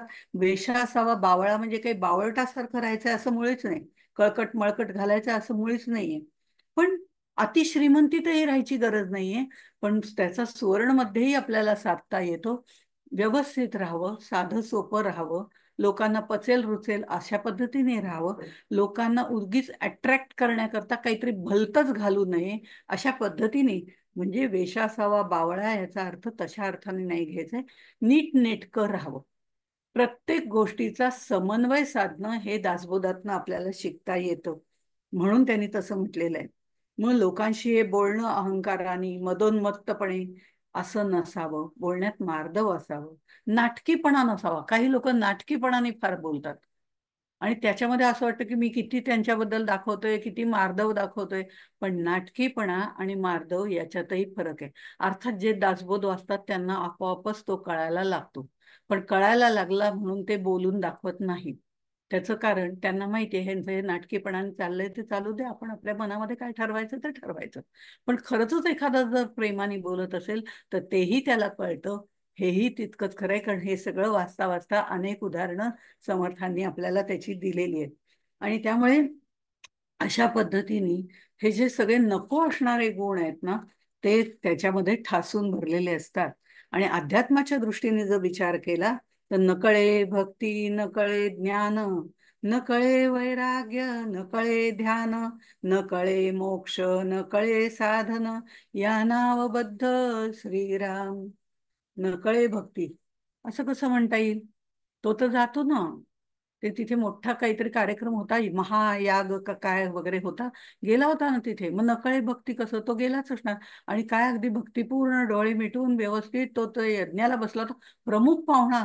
त्यामुळे तिथे समोर बसलेला होता. ते यज्ञाचं सगळं त्याच्या हातून तो यजमान पद घेतलेलं होतं. म्हणजे त्याला भक्ती असणार की नाही? असेलच असं नाही. कसं? हे सगळं मग चार कॅमेरामन आलेत का, म्हणजे ते फोटोमध्ये येणार आहे का, अमकं झालंय का? नाही, म्हणजे काय, नंतर निवडणूक आहे म्हणून ते आपलं आधी सगळं लोकांना मी भक्ती करतो हे कळलं पाहिजे. ती लोक मतं मिळायला पाहिजेत ना आपल्याला. हे सगळं व्यवस्थित त्या चौकटीमध्ये येण्याकरता करणारा जो असतो, नकळे भक्ती, नकळे ज्ञान, नकळे वैराग्य, नकळे ध्यान, अशा पद्धतीने तो आलेला असतो. तिथे सुद्धा त्याचा स्वार्थ असतो, म्हणजे भक्तीमध्ये सुद्धा त्याचा स्वार्थ असतो. आणि त्याचप्रमाणे तो नवसायास करतो, त्याच्यातही स्वार्थ असतो. मी एवढे यज्ञांना मी सगळं अर्थ पुरवला म्हणजे सगळी मदत केली, मी केल्यामुळे ते यज्ञ झाले, नाही तर एवढा खर्च कोण करणार हो, माझ्यासारखा श्रीमंत आहे म्हणून तो यज्ञ केला. ही भावना नसावी. ती कधीही साधकाच्या किंवा सिद्धाच्या नसते. ती तीव्र मुमुक्षुत्वामध्ये सुद्धा नसते, पण ती बद्धामध्ये असते, मंद मुमुक्षूमध्ये असते. हेही तितकंच खरं आहे. म्हणजे नावलौकिकासाठी सगळं केलं जातं, त्यावेळेला ह्या पद्धतीने वागलं जातं. अशा तऱ्हेने त्यांनी सांगितलेलं आहे, कर्म नाही, धर्म नाही, परमार्थ नाही, भक्ती नाही, निश्चय नाही, विवेक नाही, व्रत नाही, तीर्थ नाही. अशा पद्धतीने ह्या सगळ्या गोष्टी म्हणजे स्वार्थ साधणारे असे हे लोक आहेत. नकळे आपुला निजस्वार्थ. निजस्वार्थ जो संतांनी सांगितलेला आहे, तिथे हे मात्र फिरकत सुद्धा नाही.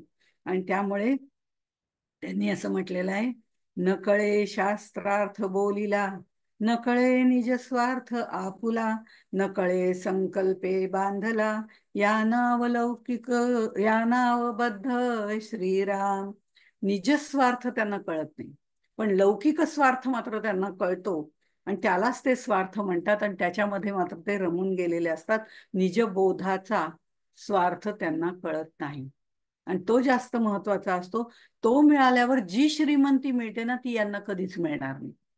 ती श्रीमंती खरी षड्गुणैश्वर्य आहे, हे यांच्या लक्षातच येत नाही. आणि हे निजस्वार्थ आत्महित त्यांना साधता येत नाही. कारण तो म्हणतो मी संकल्पाने बांधलेला आहे.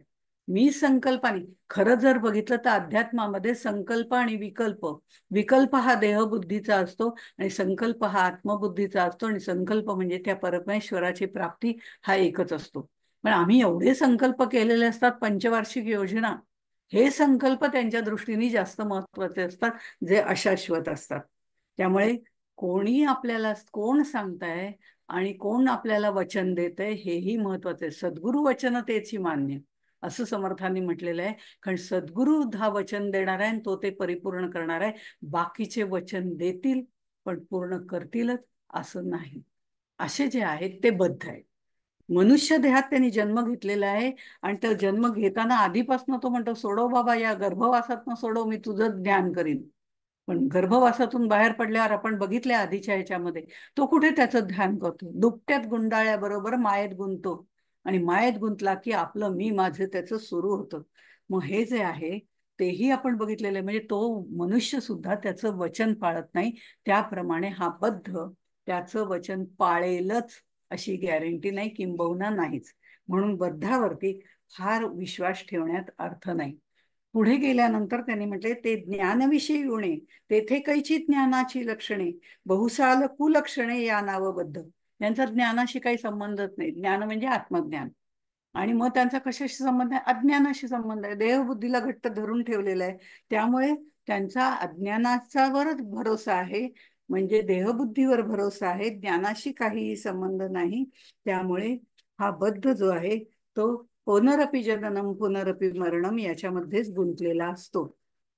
जसं परमार्थविषयी अज्ञान, प्रपंचाचे उदंड ज्ञान, नेणे स्वये समाधान यानावबद्ध. असं यानावबद्ध हे जर आपण वाचलं तर आपल्या लक्षात येईल ती सगळी बद्धाची लक्षणं दिलेली आहे. आणि ते सांगताना मुळामध्ये त्यांनी जे हे सांगितलेलं आहे, म्हणजे तो संसाराचं ओझं डोक्यावर घेतो आणि त्यामुळे त्याला समाधान हे कधीच मिळत नाही. आपलं सरदारजीची गोष्ट सांगतात. असे काही सगळे सरदारजी तसे नसतात. तेही बुद्धिमान असतात. त्यांच्या पगडीच्या खाली बरीच बुद्धी पण साठवलेली असते.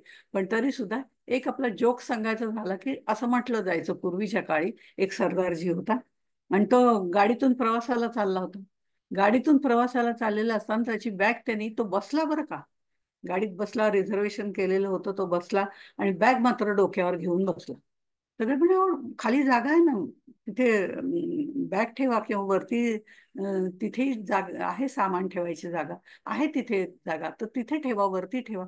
तो म्हणतो, "नाही नाही, रिझर्वेशन फक्त माझंच केलंय, बॅगचं केलेलं नाही, त्यामुळे ती मी माझ्या डोक्यावर घेतो." हा बद्ध माणूस संसाराचं ओझं, मी नाही नाही ते नाही, मी माझा संसार आहे, माझं हे आहे असं म्हणून त्या आसक्तीत इतका डुंबतो आणि आपल्या संसाराचं ओझं देवावर न सोडता आपल्याच डोक्यावरती घेतो. त्यामुळे त्याला ते कधीही तिथपर्यंत जाता येत नाही. संसाराचं डोकं डोक्यावर घेऊन वावरत असल्यामुळे त्याला समाधान कधीच. कारण असं जर डोक्यावरती पेटी घेऊन बसलं तर आपल्याला हलता येणार नाही. इकडे इकडे बघताना सुद्धा किती त्रास होईल. ही मान आहे ना, ती हलवताना त्रास होईल, कारण संसारात तो मानच जपत असतो. त्यामुळे हे अशा पद्धतीने त्याचं वागणं असतं आणि त्याला समाधान कधीच मिळत नाही. कायम अतृप्त इच्छा तृप्त करण्यासाठी तो धडपडत असतो. तो पूर्णात पूर्णमिदम कधीच होऊ शकत नाही आणि त्याच्या वाट्याला कायम दुःख येत राहतं. खरं म्हणजे हे दुःख माझ्याच वाट्याला का? जे काही थोडं येतं ना त्याचंही तो असंच म्हणतो, माझ्याच वाट्याला का? एका ते टेबल टेनिस नाही, मला वाटते टेनिस खेळणारा जो होता, मला आता नाव आठवत नाहीये त्याचं, पण टेनिस खेळणारा एक खेळाडू होता. तो खरं म्हणजे इतका हुशार होता आणि तो त्या विम्बल्डन पर्यंत पोहोचलेला असा खेळाडू होता. म्हणजे खरं म्हणजे जर पाहिलं तर खेळामध्ये निवडताना पहिलं राज्यस्तरीय, मग आंतर इंटरनॅशनल, मग असं करत करत तो टप्प्याटप्प्याने पुढे गेलेला होता आणि तिथपर्यंत वरती जाऊन पोहोचला. आता विम्बल्डन मध्ये खेळणार आणि त्यावेळेला त्याला काहीतरी बरं नाहीसं झालं. अतिशय पहिल्या दोन एखाद मॅच काय असेल ती चांगली खेळला, आता हाच जिंकणार इथपर्यंत होतं. आणि त्यावेळेला त्याला जे इंजेक्शन दिलं गेलं त्यातनं चुकून काहीतरी गेलं आणि त्याला एड्सचा त्रास सुरू झाला त्या इंजेक्शन मार्फत चुकून गेल्यामुळे.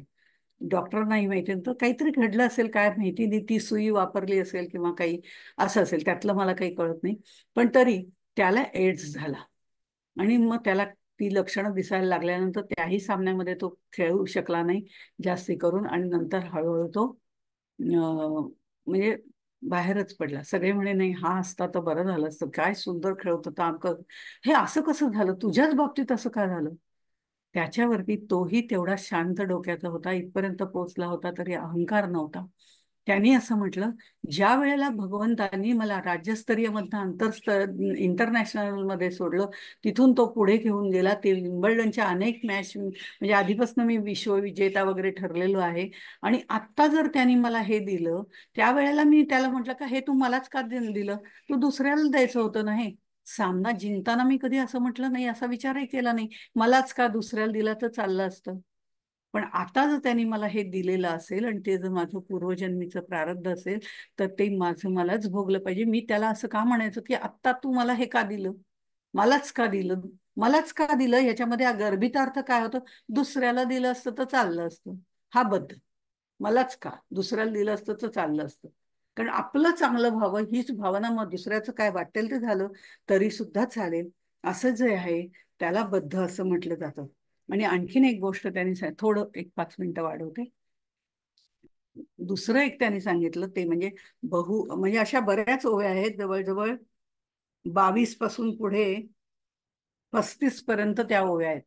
बहु अभिमान बहु ताठा, बहु अहंकार बहु फाठा, बहु कुकर्माचा साठा, या नावबद्ध श्रीराम. याच्या प्रत्येक ठिकाणी बहु म्हणजे अतिरेक, दंभाचा अतिरेक, क्रोधाचा, दंभ म्हणजे जे नाहीये ते सांगणं, या पद्धतीने दंभाचा अतिरेक, द्रव्याचा अतिरेक, सगळ्याचा क्रोधाचा अतिरेक, क्रोध, गर्व, मद, तिरस्कार, म्हणजे विषाद, अविचारीपणा, कृपणता, विक्षेप, या सगळ्या संशय, या सगळ्या गोष्टींना, दर्भो दर्पो विमानश्च, अशा ज्या सगळ्या आसुरी संपत्ती सांगितलेल्या आहेत, त्या सगळ्या आसुरी संपत्तीचं अगदी जास्तीत जास्त बहु अति अतिपरिचयात अवज्ञा, अशा पद्धतीने सगळ्याच गोष्टी. तो चिडला तरी आकाश पाताळ एक करून टाकतो.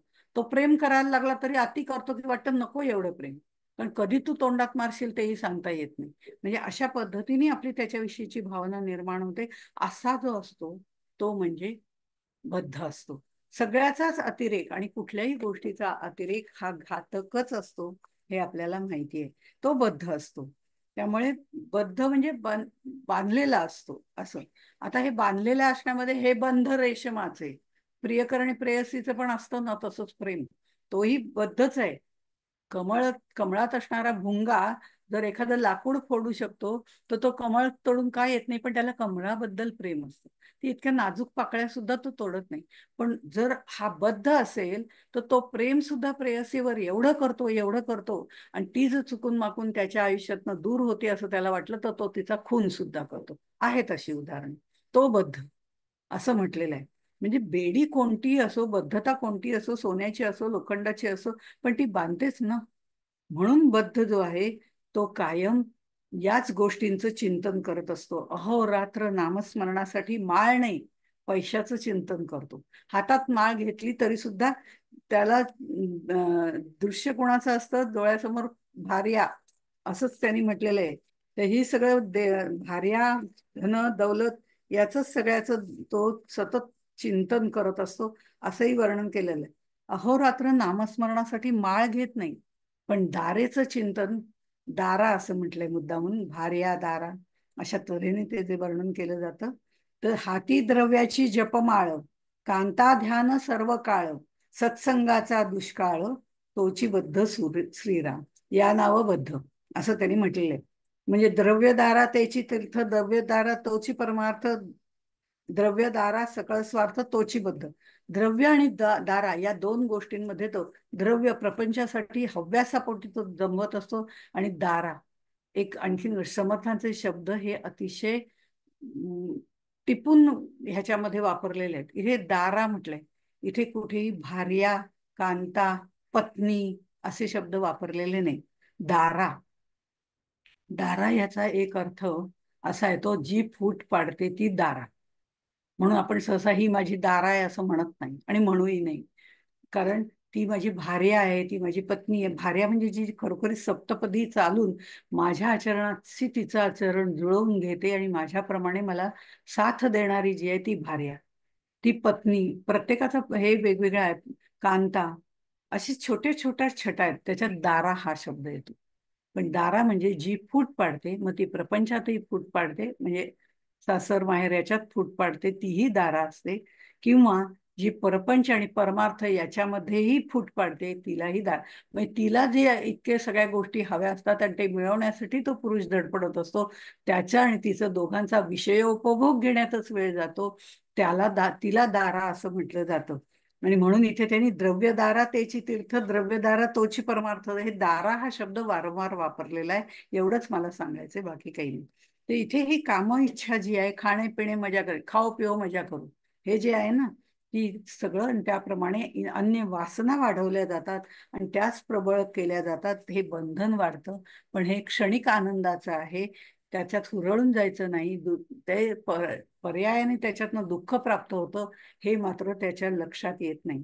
जागृती स्वप्न सत्री दिवस रात्री दिवस, एकदम 48वी ओवी आहे. त्याच्यामध्ये त्यांनी असं म्हटलेलं आहे, जागृती स्वप्न रात्री दिवस, ऐसा लागता विषये ध्यास, नाही क्षणाचा अवकाश, या नावबद्ध श्रीराम. जागृतीमध्ये म्हणजे परमार्थानंतरची जागृती नाही, जागृती स्वप्न सुषुप्ती या ज्या तीन नॉर्मल माणसाच्या अवस्था आहेत त्या. तर जागृतीमध्ये तो जागा असतो तेव्हाही द्रव्यदारेचं चिंतन असतं, आणि त्याच्यामध्ये तो दिवा स्वप्नही पाहायला लागतो, मी याव करीन, मी त्याव करीन, म्हणजे सगळं प्रापंचिक गोष्टी. मग 7 पिढ्यांची सगळी जबाबदारी माझ्यावर असल्यासारखा तो पैसा कमावतो, आणि तशा पद्धतीने सगळी सत्ता आपल्यामध्ये घेतो. कोणाला काही कमी पडून देणार नाही. आपोआप सगळे पाया पडायला येतात आणि त्याची पावर वाढते. आपल्याला कळतं, 7 पिढ्यांचं जमवून ठेवलं. कोण कशाला आता नाही म्हणेल, त्यांना सगळं आयतं खायला मिळतंय. तर अशा पद्धतीने जागृतीमध्ये तो दिवा स्वप्न पाहतो, तसं रात्रीही तो स्वप्न पाहतो. कारण मनी वसे ते मनी वसे ते स्वप्ने दिसे. त्याप्रमाणे मनात सातत्याने हेच विचार असतील प्रपंचाचे, संसाराचे, तर त्याच पद्धतीने त्याची स्वप्न असतात. आणि सतत त्याने विषयाध्यास उठल्यापासून त्याला सुरू होतो. नाही क्षणाचा अवकाश. बाकी कशाला वेळच त्याला मिळत नाही. जे काही वेळ मिळतो ते सुद्धा आपला मोठेपणा दाखवण्यासाठी तो खर्च करतो. मग ह्या सगळ्या ह्याच्यामध्ये तोच ध्यास असेल, तर तो असणारा बद्ध आहे, असं त्यांनी म्हटलेलं आहे. इथे जसं पोपट जो असतो, की तो गोड पदार्थ मिळतात, चांगला पेरू मिळतोय, मिरची मिळते, म्हणजे पिंजऱ्यामध्ये आरामात राहतो. पण त्याला हे पिंजऱ्यामध्ये राहत असताना आपल्याला उडून जाता येत आहे, ती शक्ती आपल्यामध्ये आहे, ती भरारी आपल्यामध्ये आहे. झाडामध्ये जाऊन, झाडावर जाऊन आपलं ते फळ आपण तोडू शकतो, हा विचारच त्याचा हळूहळू कमी होऊन जातो. असा तो बद्ध असतो. तो प्रपंचामध्ये गुंतो, देवाचं केलं तरी ते दाखवण्यापुरतं करतो, आणि ह्या सगळ्यामधनं सुटायची त्याची अजिबात इच्छा नसते. असा जो आहे त्याला बद्ध असं म्हटलं जातं. पण विवेके देह बुद्धी सोडून द्यावी, विदेहीपणे मुक्ती भोगीत जावी, हे त्याच्या लक्षातच येत नाही, की आपण ह्या पिंजऱ्यामध्ये अडकून पडलेलो आहोत, हेही त्याच्या लक्षात येत नाही. आणि म्हणून आपण म्हणतो की आशा नाम मनुष्याणाम काचिद आश्चर्य शृंखला, ययाबद्धा प्रधावंती मुक्ता तिष्ठन्ति पंगुवत.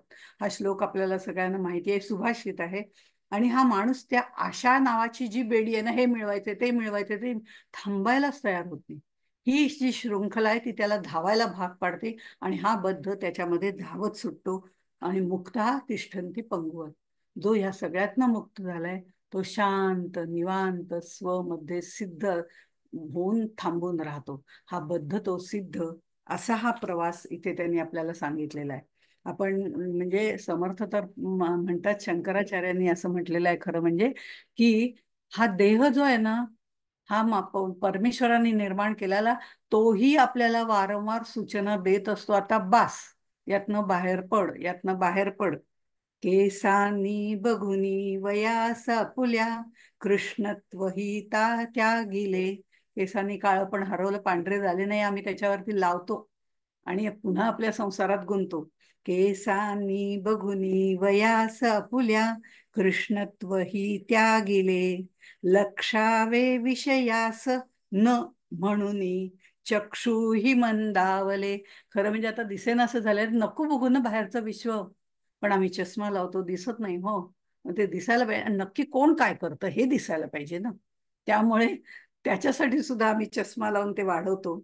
चित्ता टाक आता भटक नाही, ताठा टाकुनी वाकली बघतनु, सर्वास वंदावया.